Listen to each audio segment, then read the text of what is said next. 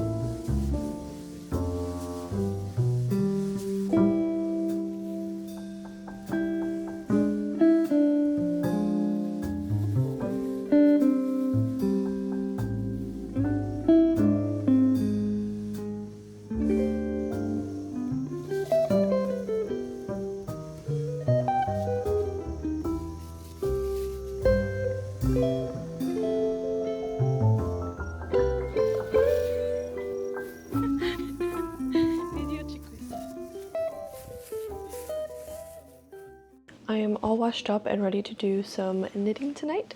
I haven't worked on this cardigan in quite a long time. I think I started it the very beginning of summer. Since fall is now approaching, honestly, in my brain it's already fall. I feel like I need to really speed up on my knits because I want to be able to wear these when it's actually cold, and it typically takes me about a month or so to knit a sweater or a cardigan. This is actually my first cardigan, but the last sweater that I made, I'll have a picture of it here because I'm very proud of it.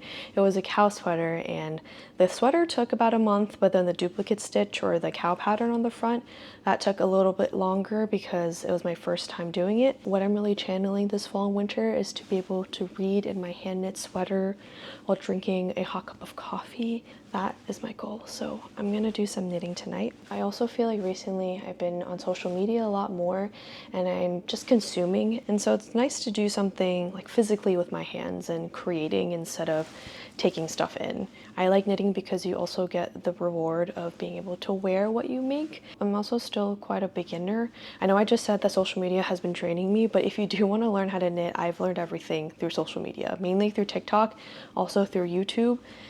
So if you're interested, I would definitely say it's doable. Before I get settled in though, I might make a cup of tea. Yes, I'm going to do that.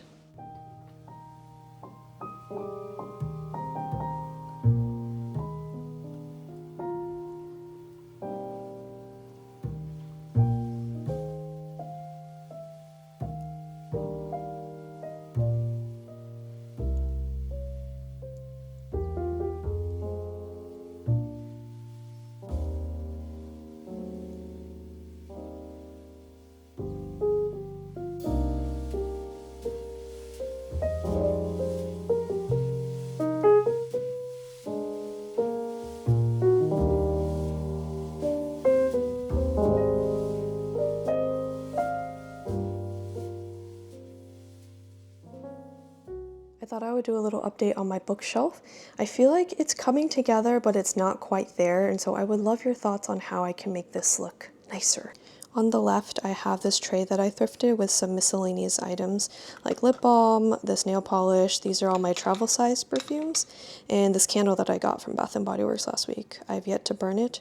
I think I might wait for pumpkin spice latte day. Next to it, I have this secondhand jewelry holder. I need to add my jewelry in here.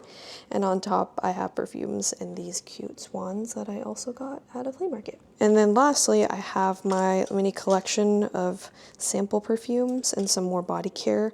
Also this, amazing. I talked about this in my last video, but this smells delicious. And honestly, I use it like 15 times a day. I'm not kidding. But that's mainly because it doesn't really last, unfortunately, but it's still really good. Now we move down. Here I have a good collection, I feel like, going on, and it looks pretty nice. These are Toni Morrison books, these are NYRBs, Penguin Classics, and then just a few random ones. This is kind of like my physical, like TBR list that I have of books that I want to read. I just like having them out instead of stacked like this. And as we go down, it progressively gets a little sad or sparse.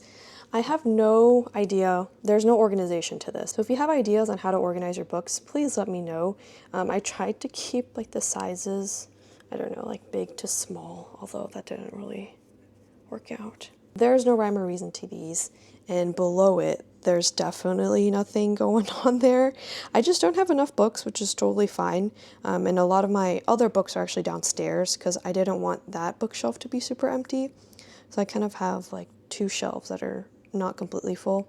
And in this sad corner, I have the rest of my perfumes, which I don't know where to put. I kind of want a display case for them. I feel like that would be really pretty. So if you have suggestions on how you organize your books or any ideas for like decorating on top, please let me know.